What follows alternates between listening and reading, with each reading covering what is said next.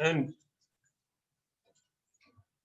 most of our study of semiconductor is limited to use of a simplistic model, and that model is a good approximation of a wave function kind of thing, and it helps you understand the concept of semiconductor. Okay, so with that we'll get started. What is semiconductor? And reason why semiconductor has become so useful. See, semiconductor is a part of electrical device, and these days we talk about more of electronic device. What we need in case of electronic device, we need most of electronic device work on based on controlled flow of electron. Even TV also, earlier CRT, those TV also used to work on flow of electron. And the flow has to be controlled, it has to be based on certain logic. So that is a basic idea behind most of electronic devices. And when we talk about flow of electron, the conductivity or resistivity of the material becomes relevant here. So here we talk about all materials based on their property to conduct electricity are put into three categories, and these categories we are familiar with. A classification is conductor, semiconductor, and insulator, and this classification is mostly done based on conductivity or resistivity.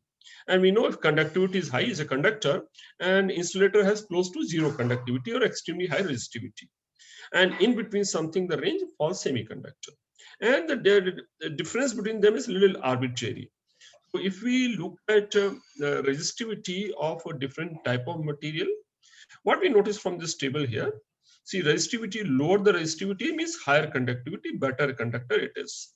What we notice here, among all the majority of the known we are not talking about some alloys and all, but in case of elemental material, silver has the highest conductivity, and the silver being too expensive, that is not normally used in normal electric circuit. What we normally use is something like copper, in some case aluminum. So gold and silver are out. Copper has higher conductivity compared to aluminum, and you notice from here it keeps up the resistivity is increasing, conductivity is decreasing. And mercury also, if I compare to silver, mercury has what? Something around 50 times more. And in nichrome also kind of alloy, nichrome also is yes, it is so it has higher resistivity. So whenever we need a wire of higher resistance, we use nichrome. And other extreme, then we come to somewhere in between. Other extreme is something like rubber or glass. Rubber and glass are like insulator. And let's compare this number. This is 10 to power minus 10, and this is 10 to power 12. So here the different is a billion times kind of billions of billions kind of difference between the two. So difference is of the order of 10 to power 15 kind of thing between conductor and insulator. And in between something in the range for semiconductor. So semiconductor, what is conductivity of semiconductor vis-a-vis conductors? So this is order of 10 to power minus 8. This is something like 10 to power minus 3 and 10 to power 4. So this is about this conductivity could be about 1,000,000 times lower than a conductor, but compared to insulator, it is maybe billions times higher. So something, and this division is bit of arbitrary. Yes, but we get an idea this how the conductivity or resistivity vary. Best conductor, silver, copper, gold, aluminium, and worst one, the insulator are like rubber and glass. But this is one way. There's other way also to classify based on basic behavior. Let's try and understand what the basic behavior is. That is based on energy band. First, before we understand classification based on energy band, let's first understand what does energy band mean. In case of Bohr's atomic model, see, Bohr's model is the most simple model of any atom, only one electron, but it gives you a good understanding of how other atoms might behave in terms of energy levels. What we understand in Bohr's atomic model is for isolated atom. So when we calculate energy in case of Bohr atom, what is the energy we calculate in case of electron? We calculate actually when we talk about energy of electron, that energy is equal to energy of electron plus potential energy of interaction between the nucleus and the electron. Okay, so this is the potential energy comes because of two charge, negative charge and the positive charge. And if we take isolated atom, we know in case of all isolated atom of hydrogen, the total energy of electron in ground state is minus 13.6 electron volts, and this is a precise value. It does not change. Yes, sir. All isolated atoms is the same value. And as from n is equal to 1, when it goes to second orbital, it energy becomes equal to 1 by 4 times. It becomes something like 3.4 electron volts. We know this is on the ground state, this energy it has. And what we have done in case of hydrogen, we also know for it to move from ground state to first excited state, it need to be given this kind of energy. Okay, this kind of energy, if it is given, it moves from one state to another state. This is in case of isolated atom. Just think of what will happen if I bring two hydrogen atoms close to each other. So there's a nucleus and there's an electron. And if you bring another one close to each other, if we bring them close to each other, what will happen? Even their orbits will start overlapping. If orbits start overlapping, there's a force of interaction between electron and electron. This electron will get shifted, and there's interaction energy between nucleus also. So what will happen if two atoms are brought close to each other? Depending on the distance between them, the energy level will change. And if we have a combination of 4 atoms, so one atom A, B, C, D, so when all are close to each other, the energy of A will depend on its position relative to B, C, D, N. So all may have different level of energy. So all electrons in the ground state in 4 nearby atoms of hydrogen, even though they are in the ground state, the energy will not be minus 13.6. It will get modified because of presence of nearby atoms. And nearby atoms also, why it will change? Because electron clouds will start overlapping, there may be shift, and we don't have to calculate. Only thing we need to understand is the presence of nearby atom alters the energy state. And what is the change in energy state? Depending on the interatomic distance and depending on other atoms present. So suppose I have 10 different atoms of hydrogen. If I have 1, 2, 3, 4, 5, 6, do you think any 2 of them will have same level of energy? If all 10 are close to each other, they are arranged in some fashion. Do you think any 2 of them all are in the ground state? Will any 2 of these atoms will have same energy of electron in the ground state? Will they have same energy? Do we expect the energy to be same or different? All 10. All 10 will be different. Why all 10 will be different? Because this energy will depend on its position relative to other atoms in the near vicinity. And those atoms arrangement, each atom will have a different arrangement of surrounding atoms. So each one will have, and this, if the distance is separation between them is large, the variation will, as the distance keeps getting smaller, this energy change also will keep getting larger and larger. So if all are isolated, all 10 will have exactly minus 13.6. But if they are brought close to each other, all 10 will have energy close to 13.6, but not 13.6.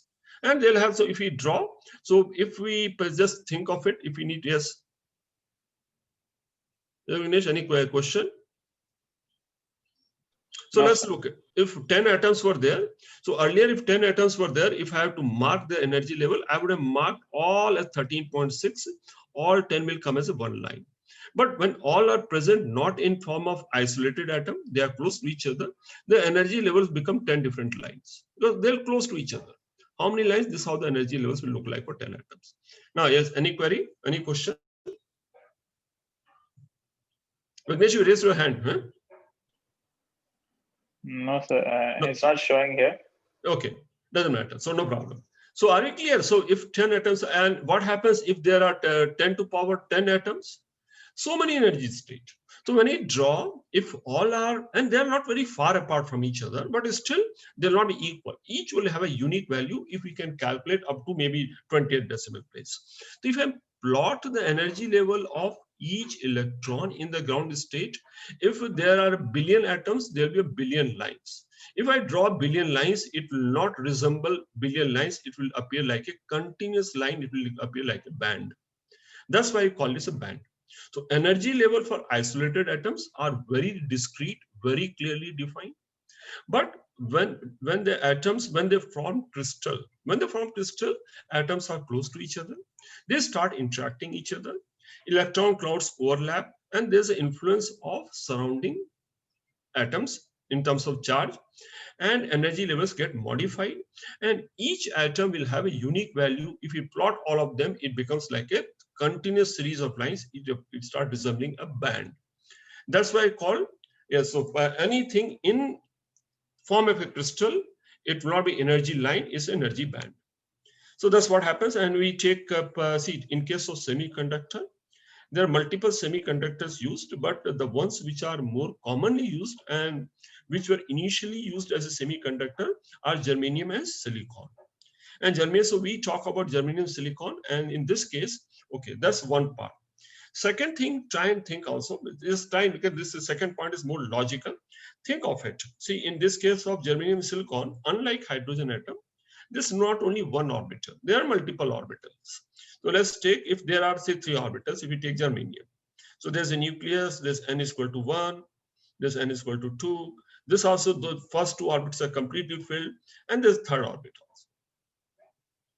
So there's n is equal to 1 orbit, n is equal to 2 orbit, n is equal to 3 orbit, and there also SPD, and this is S only, and SPD and all. Okay. So different orbitals are there.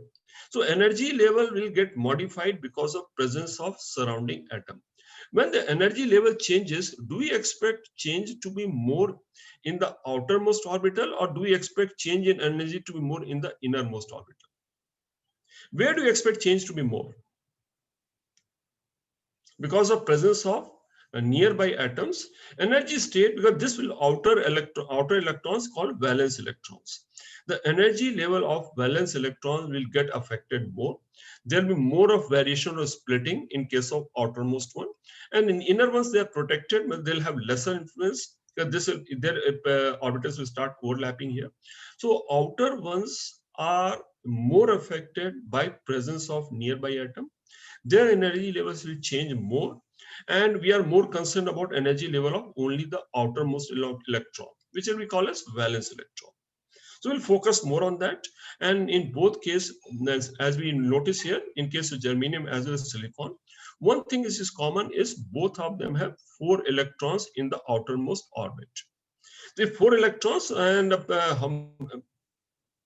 so let's continue from here. So this energy state will focus more on energy state of the valence electrons in outermost orbit. So suppose in this case, like if you take silicon, and how many electrons could be there? It could be by the 3s and okay, and 3s2 and 3p6. So there could be 8 electrons in the outermost orbital compared related to these 2 principal quantum numbers.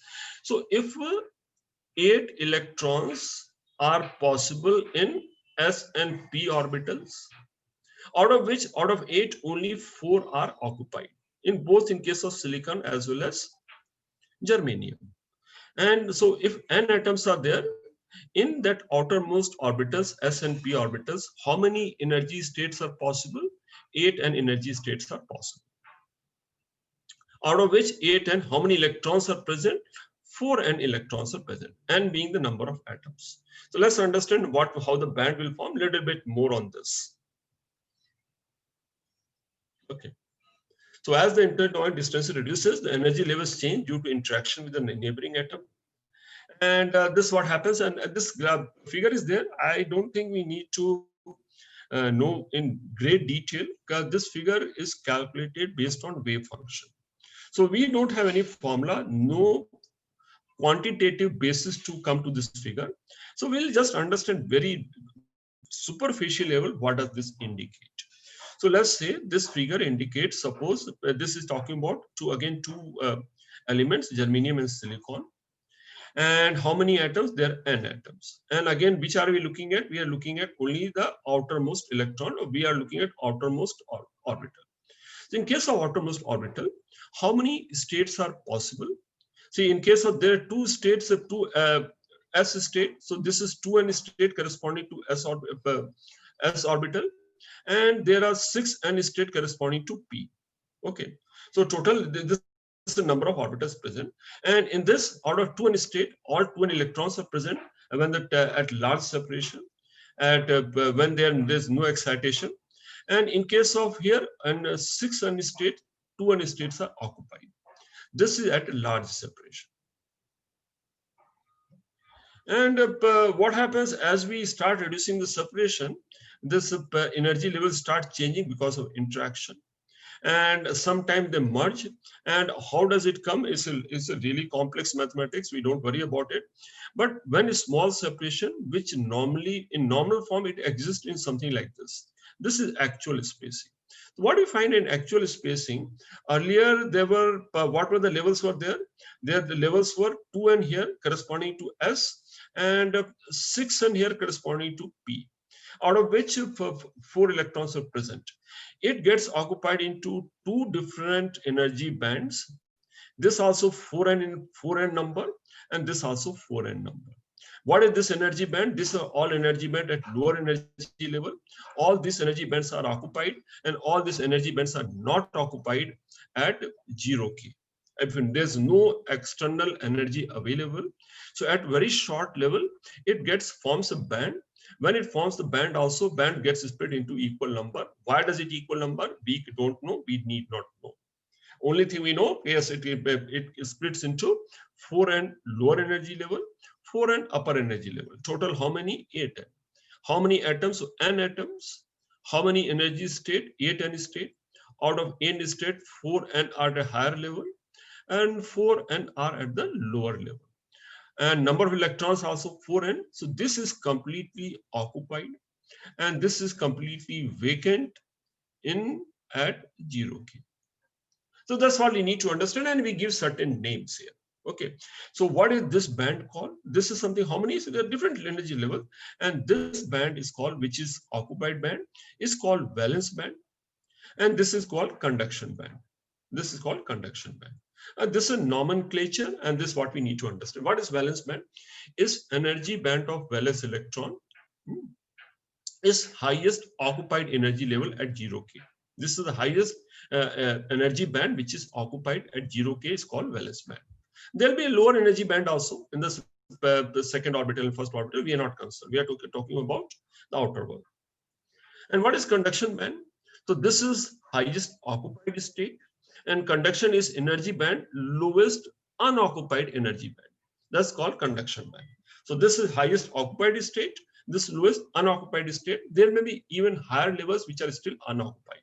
Like if you take a hydrogen atom, if we take n is equal to 1 would have been my valence band, but there's no band there. And n is equal to 2 would have my conduction band. N is equal to 3 also is a higher energy level, but that won't be my conduction band. Conduction band is something unoccupied energy state at 0k with no external energy. Valence band, how many energy states are there? There are as many energy state as number of electron.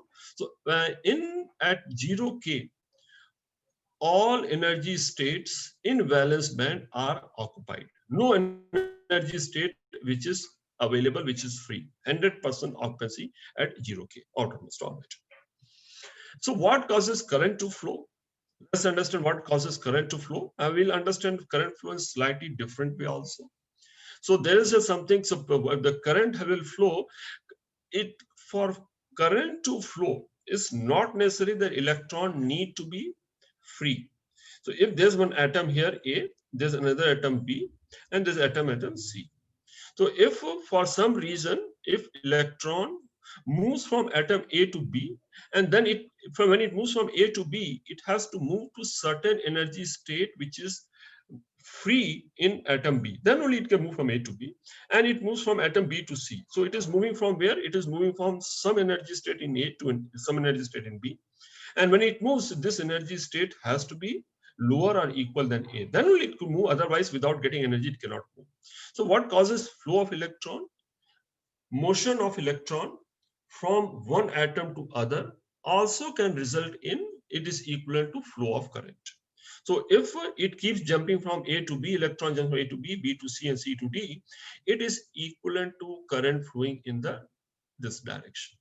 So here also, in case of semiconductor, We'll understand current flow as charge flow, and which charge is flowing. Typically, which charge will electron will move. If electron moves from one atom to other, that also will result in flow of charge or current.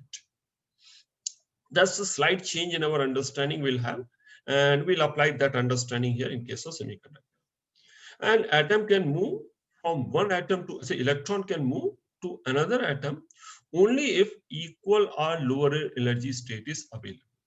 So what does it say? See, we have seen in case of hydrogen atom, it transfers within the same atom from higher energy state to another state. Let's say here we are talking slightly different way. Let's say there's atom A. In atom A, there's one energy level, E1, and this energy level is occupied. There's another energy level, E2. This also is occupied. There's atom B here. This also energy level E1 is available. This is occupied, and energy level B, E2, which is same level as this is suppose this is not occupied for some reason. If so, this is something what is indicated here. This is something like this. These two are occupied, atom A. This atom B nearby, where one state, lower state, of course, is occupied. This state is available, same level. Now, in that case, this electron can move from here to here. This electron can move. If the electron moves from A to B, is equivalent to current flowing from B to A. So this kind of transfer, when would happen? And suppose there's energy state C here, E3. Can this electron move from A to E3? That electron cannot move to higher level. It can move to a similar or lower level, but for it to move to lower or similar level, there has to be a vacancy, or there has to be some energy state which is not currently occupied by any electron. Then only it can transition. Okay. Now coming to energy state. So basically what we define, there are two different, as we've seen in the figure, we define something valence band. Valence band is the highest energy state which is occupied. So this energy, it may be fully or partially occupied. And then we have the next higher energy band which is available. And this is something like this. So, okay, so we define or classify conductor, semiconductor, and insulator based on energy band. Let's understand the definition. Okay, what happens in this case? Before we get into classification, we define something like energy gap. What is energy gap? We define valence band and conduction band. So energy gap is, suppose there are three cases we can draw. So if let's say this case here, this case is valence band here, and this is a conduction band here. The energy gap, you just look at the arrow here. Where from to where to, this is energy gap. How, in terms of figure, this is how we see as energy gap. Can we define this energy gap in terms of words? Where the arrow starts from? It starts from the highest level of valence band to the lowest level in the conduction band. That's energy gap. So energy gap not from midpoint to midpoint. Energy gap is minimum energy difference between conduction band and the valence band. We can otherwise say also minimum energy difference between conduction band and valence band. So lowest energy level in the conduction band and highest energy level in the valence band, that is called energy gap. And energy gap, and we classify conductor, semiconductor, and insulator based on this energy gap. Now let's look at this here. This one is a conductor. Why it is a conductor here? Energy gap is 0. It means that this is, look at the highest level of valence band is higher than the lowest level of conduction band. In conventional sense, unless I say this value has to be always positive, actually the energy gap is equivalent to negative here. So what will happen? Let's say separately draw. If I draw these two things separately, we could have drawn something like this. So this one is here what we see is valence band. What does valence band mean? If there are n atoms, there are n energy states. And when you draw so many of them, it becomes like a continuous line. And so each line represents one particular state. And this is valence band. Valence band also. Now, each one is available in different atom here. So if what will happen in case of when they are not energized at 0K. At 0K, okay, so these are all occupied. Can an electron move from valence band to conduction band here? Is it easy to move for electron to move from valence band to conduction band? Ease or difficulty depends on energy difference. If the final state energy is lower, it moves spontaneously. If final energy state is higher, without any receive of external energy, it cannot move. But here, this kind of this electrons which are in the higher level of valence band, they can very easily transition to conduction band. And it moves from one valence band of A to conduction band of B. And like this, it continues and it can lead to current. So here gap is zero. The zero gap, it means electrons very freely can move from valence band to conduction band. So a large number of electrons present in conduction band, and presence of electron in conduction band itself facilitates flow of current. If there are electrons and there are electrons present, means all states are not occupied.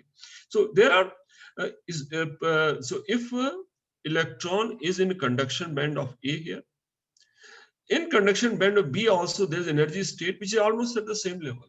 If it is same level, this electron from conduction band in A can move to conduction band in B quite easily, or it can also move from valence band to B.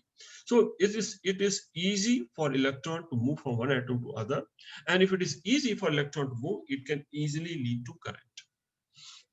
That's why conductor energy gap is zero. They overlap. Next case, what we talk about, this one is insulator.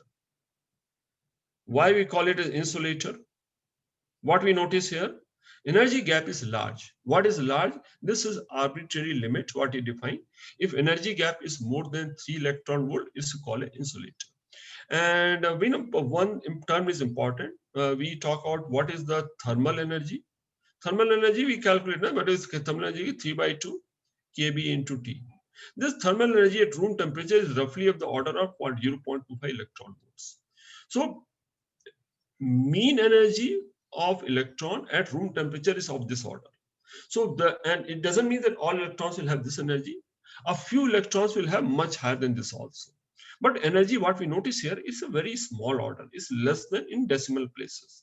So thermal energy on account of heat or on account of temperature at room temperature is of this order, and this energy gaps become fairly large here. If this energy gap is so much, the electrons which have energy which is around this number, some of course is greater, for them it's not easy to jump from here to here at room temperature. So very few, practically all electrons are present only in the valence band. Conduction band, even at the room temperature, is almost completely empty. That's why it's called. And since there's no electron in the conduction band, and electron cannot move from one atom to other, this does not conduct any appreciable amount of current. It's called insulator. So, and now we have defined this is 0 and this is greater than 3.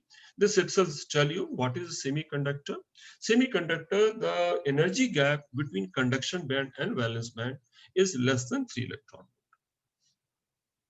Okay, so conductors overlap, zero energy gap. So electrons from valence band can easily move to conduction band. Semiconductor, even at room temperature, some small number of electrons move from valence band to conduction band. So even at room temperature also, we have some number of electron present, which can move. And this we can say these electrons are like charge carrier. They can move. They can carry the charge from one atom to other. Hence, they can conduct current and electricity. And insulator gap is greater, and gap is so large, the number of electrons that are present at room temperature. Why are we always talking about room temperature? Because all the cases we are talking about use of this semiconductor material in day-to-day activity. And day-to-day activity, the temperatures at which devices work are close to room temperature. Okay, so here number of electrons which are there in conduction band is close to 0. This is a very small number, this is a large number. So if conductivity of semiconductor is 1 by 10 to power 6 times, so what does it mean? In this case, if n number of electrons are there in the conduction band, here number of electrons in the conduction band is n divided by 10 to power 6. And what will the number here? It may become n by maybe 12 or 15 or whatever. 10 to power 6. So number of electrons which are there in conduction band becomes much smaller, and we know current flow. What is current equal to? If some of you recall, current is equal to NEAVD. The lesser the number of electrons in this band here, same proportion the current also keeps decreasing. This and none is n indicates number of free electrons per unit volume. Here we are talking about free electron is number of free electrons. What are number of free electrons which are free to move? Are is the population of electrons in the conduction band. Okay. Let's understand when we something called as intrinsic semiconductor. The basic nature itself, they have semiconductor property. Let's understand how does semiconductor work. And most common them are silicon and germanium. What is common? Both of them have in the outermost orbit 4 electrons are present. The number of valence electrons are 4. If when they form a crystal kind of structure, it is like a diamond kind of structure, a tetrahedron kind of structure. I'm not drawing that figure, and we don't have to understand that part. We have taken a planar view. They're just folded like a plane. Actually, they are not forming a layer like this. And so what we understand here, I think important point, what you need to understand here, this atom also has 4 valence electron. This also has 4. So if I take a particular one here, this has 4 electrons, and there are 4 neighboring atoms here. So when they are present in crystal form is a definite shape and structure. When they're present in crystal form, each of all 4 electrons is shared with one of the 4 neighboring atoms. And when we share this electron, it forms through, how do we share? Through a covalent bond. In a sense, what we are saying, every atom of silicon or germanium will form 4 covalent bonds with the 4 adjacent atoms. Okay, and when we form covalent bond, electrons have a lower net. The reason it forms a covalent bond, the energy level in covalent bond is lower than energy level in isolated form. So they acquire a lower energy state, they are more stable. So every atom tends to share one of the 4 valence electron with 4 neighboring atoms. How do we share? Forming covalent bond. And I hope all of you understand what does covalent bond mean. But what happens as the temperature rises? This is structure with 0 K. What is the effect of temperature? And as the temperature increases, in very simple terms, what you understand, thermal energy increases, or energy of, they start vibrating, thermal energy increases, and that extra energy becomes available. And extra energy always tends to break things apart. So as temperature increases, some of the bonds break. Why do they break? Because it's all dependent on what you call probability theory. What is the energy given, and what is the energy needed to break it? We look at some expressions. So some bonds break. If a bond breaks here, what does this mean? This electron, one of the electron here of this silicon atom, which was being shared with the other one, is no longer shared. The shared electron has lower energy. This has a higher energy. It has acquired higher energy because of thermal energy. So breaking a bond, whichever electron is not part of the bond anymore, that has higher energy compared to the bound electron, or electron which has formed a covalent bond. So when it requires energy, when the bond breaks, the breaking bond actually itself means whether this all when they are in bound state, all electrons which were in form of covalent bond, all of them were in valence band. And we have seen in previous case also, if total n atoms are there, total 4n number of valence band energy levels are there. So when bond breaks, it moves from valence band to conduction band. If x number of bonds break, x number of electrons from valence band will move to conduction band. That's the effect of breaking a bond. So thermal energy effectively ionizes. And how many such cases it happens? It happens in very small fraction, not even 1 in a billion, not even 1 in billion. But it does happen because of probability theory, and which we don't know too much, but we understand yes, there's some possibility it may happen. So thermal energy effectively ionizes a small fraction of atoms, and it does 2 things. If the bond breaks here, so this electron which was attached to silicon, we assume this electron is no more attached to it. And when the electron escapes, 2 things happen. One, I get a free electron, which is in the conduction band. And it also leaves behind a vacancy. So it creates a vacancy where a covalent band can form. So 2 things are happening. There's a free electron and there's a vacancy left here, and this vacancy is called as a hole. The word used is a hole. Hole is breaking a bond leads to a free electron and vacancy or hole formation. So vacancy space, this particular space, it behaves, this small region behaves like a positive charge, and it's called a hole. So if you look at in terms of figure, this is what at 0K is. And if at a certain temperature, very small fraction, even if 1 is to 10 to power 10 electrons also are give that energy. If 4 electron moves from here to conduction band, it is got a, these things called, it leaves a vacancy in the valence band. These are called holes, and these are conduction electrons. Yes, again someone raised hand. Now I raise the hand, sir. Yes, tell me why you Sir, raise I your didn't hand. understand why we get the free electron here. Basically, what does actually free electron mean? The free electron, see, have you followed what does this band mean? Yes, sir. The band means whether they see, as we have seen in case of, see, if we extrapolate our understanding of hydrogen atom energy state, and which you have seen in case of X-ray also, there are some energy associated with n is equal to 1, n is equal to 2, and all energy associated. And energy value as n is equal to 2 is a fixed value in case of isolated, but in case of combined form, all states slightly get modified. So how many energy states? Again, going back to the previous example, if n atoms are present, this is out of n atoms, how many in NSP, total 4n energy states are there. Sorry, 8n energy states are there. And 8 electrons. We're talking about 8 electrons in the outermost orbital. 8n energy states are there. Actually, it should have been 2 into s state and 6 in p orbitals. But we have seen that when it is a combined form, you have seen the previous figure, it becomes something like this. And that's something I think, yeah, it becomes something like this. And why does it happen? It's not easy to understand. So we'll not even try and understand that. Only thing what you understand, the total each atom should have had 8 energy states. Here also each atom has 8 energy states, out of which 4 are which are occupied state are at a lower level, unoccupied state are at a higher level. I hope all have understood where does 8 come from. Where does 8 come from, Vignesh?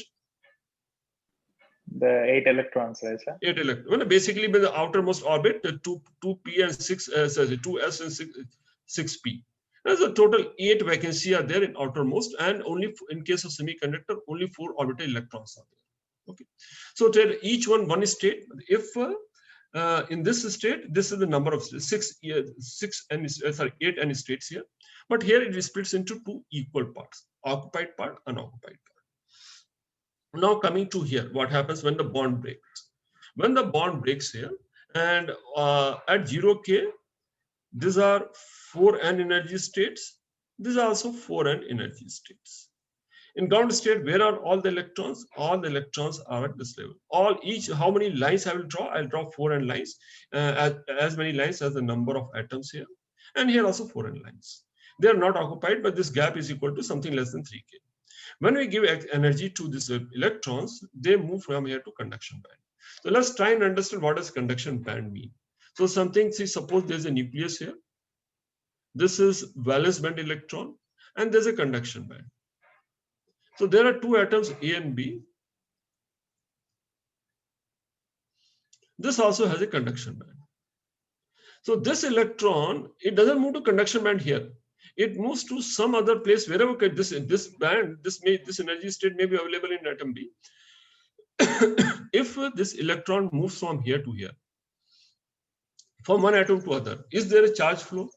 There is a charge flow.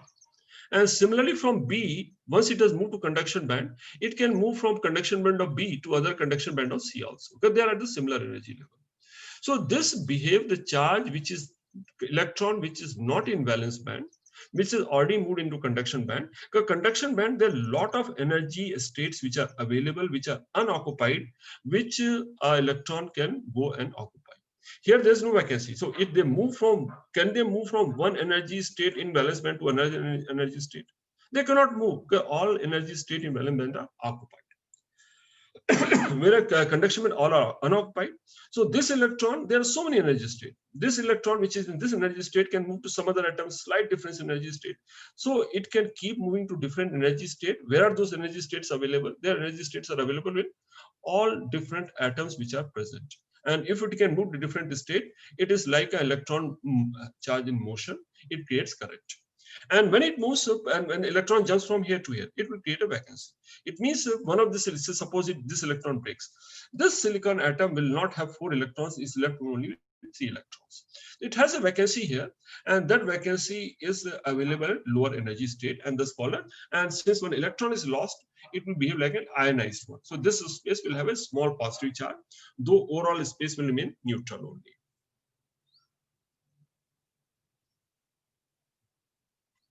Okay.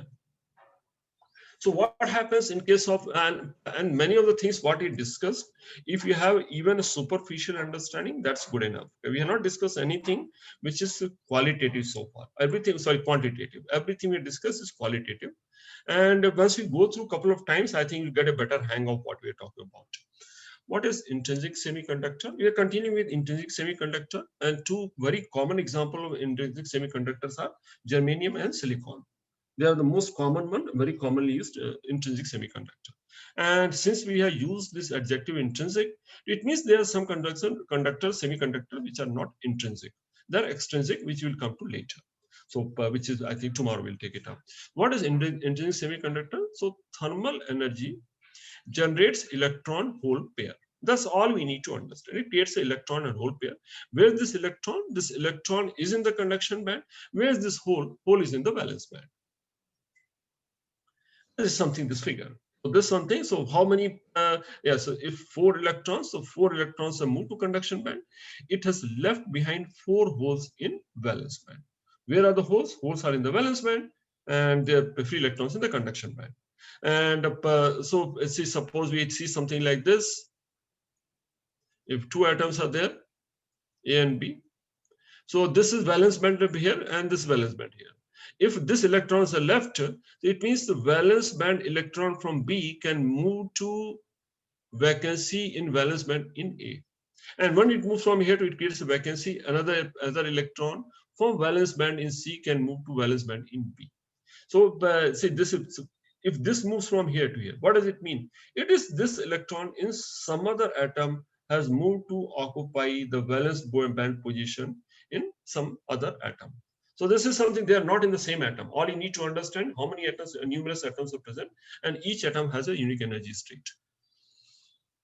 Okay, and so question is, out of so many which are present, should it have only 4n number, or it should have more number?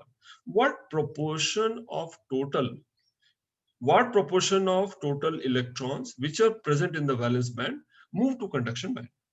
The proportion which is present in the valence band was not contributing to any current. It was not contributing to my N, charge carrier density per unit volume. So what proportion will move it here? What do you think this proportion will depend on? What fraction or what proportion will move from valence band to conduction band? It depends on 2 parameters, and those 2 parameters are not difficult to guess. Is smaller the energy gap is, higher fraction of this will move. Of course, one, it depends on energy, and second, it depends on how much average energy is given to electron in terms of thermal energy. So it depends on 2 parameters, energy gap and temperature. And Ne or NH both have to be equal, and we call it Ni. So intrinsic carrier concentration. So what is carrier concentration? N is the number of electrons in the conduction band per unit volume of that semiconductor. This number per unit volume, charge concentration, this is, or you can call it free electron concentration, hole concentration. They have to be equal. Ne is equal to Ne, and we call this equal to Ni, which is intrinsic carrier concentration. And what is Ni equal to? We don't have to remember this formula, but just to understand this Ni, it is exponential function of energy gap and temperature. It is exponential function of energy gap and temperature. And what would happen here? So this is something I think you can easily understand here. As this becomes smaller, and becomes larger, or when the t becomes large, overall this exponent becomes small, this value larger. So this is smaller, this whole fraction is Smaller this whole fraction is, larger the value of charge concentration. What makes it small? It makes it small because if energy gap is small or temperature is large, or combination of the two. So this is first kind of relationship, mathematical relationship we come across.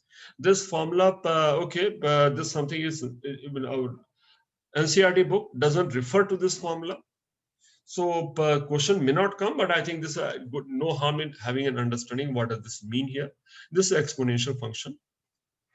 And commonly, what is the value of Ni here? This is a common value of Ni, which is something order of 10 to power 10, 10 to power 6. Silicon is 10 to power 10, germanium is 10 to power 13. But what is the number of atoms per unit volume? Number of atoms is 10 to power 28, roughly. So what we notice here, how many cases, how many atoms does electron move from valence band to conduction band? Is it 1 in billion? Not even 1 billion. 1 by 1 to power 10 to power 18. That fewer number, it moves from valence band to conduction band. That's where N comes from. What is this N here? Where does, see, can you think of what is, where this N comes from? What is the number of atoms per unit volume? How do you calculate number of atoms in silicon per unit volume? What are things I need to know? I need to know is mass number. If I know the mass number and density, I can calculate in unit volume how many moles are there. Once I calculate number of moles will mass of the sample into atomic weight and multiply by Na. Well, I can calculate SI, and typically this number comes to 10 to power 28. So in 1 cubic meter, number of atoms of silicon and germanium present are 10 to power 28. Out of this, how many are, what is Ni? What is the intrinsic charge concentration? What fraction has moved to conduction band? This is the number. So you notice this number is extremely small, not even 1 in a billion. And because of energy gap, still compared to thermal energy of 0.025, average thermal energy is 0.025 electron volt. Compared to that, still the gap is large. Thus, such a small number do move.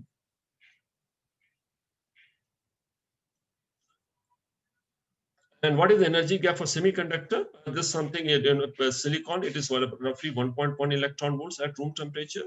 And germanium, it is 0.7. And you notice as heavier the atoms become, the smaller the energy gap is becoming in the same, all of tetravalent. In case of carbon, this gap is more, energy gap is more than 5 electron volts. That's why carbon, even though it is tetravalent, it is not a semiconductor because the energy gap is much larger in case of carbon. Silicon is 1.1, germanium is 0.7 electron volts, and which is less than 3, which is the standard definition internationally we use to categorize something as a semiconductor in terms of energy gap.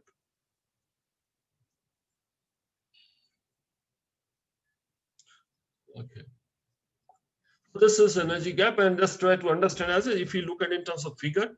So what has happened? The electron which is here, it has become unbound. This has moved in here, and moment this has moved in here, what has happened is this vacancy here.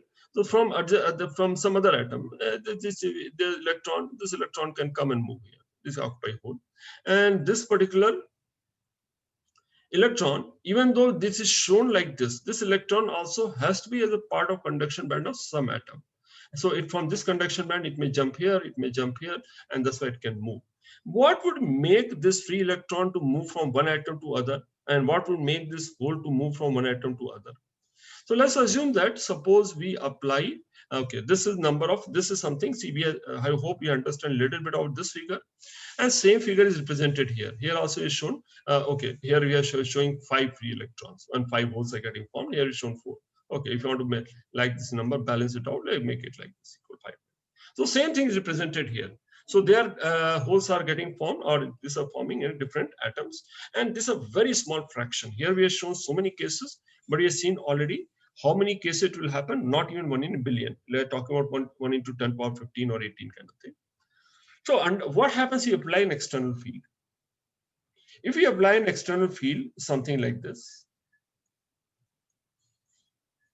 so what will happen then? If we have, see, if a field was not applied, it would have moved the free electron, it would have moved from one conduction band to other in random direction. This kind might have moved towards right, this might have moved up and left.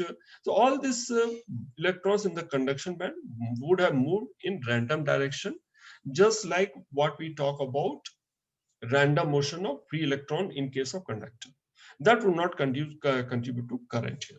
Moment you apply field, what happens? These free electrons which are there in the conduction band will start experiencing force, and they'll tend to move more in a particular direction. Which direction they'll move? Opposite direction of field. It will create a current in the direction of field. Two things will happen here. This free electron, we are talking about electron in the conduction band. This will acquire a drift velocity, average velocity with which it will move. Even just think of other thing, which is a little more tricky to understand. What does yellow thing indicate? Yellow thing indicates hole. Yellow color indicates hole. Hole means there is space in the valence band of that atom. So this silicon atom has a space here, which is at a low energy state, which is of great attraction for any electron. Any electron wants to occupy a lower energy state. So the moment you apply field, the hole was here. Okay. And in that case, if you apply field, suppose if the hole was here, if the electron which is present in this silicon, it comes and jumps, occupies this hole. And then this electron comes from here and occupies this hole. So if this is happening continuously, it will give an impression as if hole is moving towards left. What is happening? The position of hole is shifting from one atom to atom towards its left. If the position of hole shifts because hole is occupied by an electron from the atom towards its left, it will create an illusion as if this hole is shifting. And hole, wherever the hole is, there's a positive charge. It is equivalent to positive charge moving in the direction of motion of a hole. So shift in the position of hole also creates a current. The hole is nothing but positive charge. So if earlier the whole position was here, if whole position is shifted from here to here, it means positive charge has shifted from here to here. And if it continues, and which will direction shift will take place? If you apply an external field, shift is happening more towards left. So it creates a moment you apply external field, the electron motion starts happening and hole motion starts happening. The whole motion is treated as equivalent to motion of a positive charge. This move opposite to direction of field. This moves in the direction of field. And since opposite charge moving in the opposite direction, it creates current in the same direction. It creates a current. So we write the current which is created under the influence of external field is equal to current due to free electron in the conduction band. It also due to hole in the valence band. Both of them contribute current, and which is so net current is equal to IE plus IH. IE is because of electron, and this is because of hole. Okay. Karthike?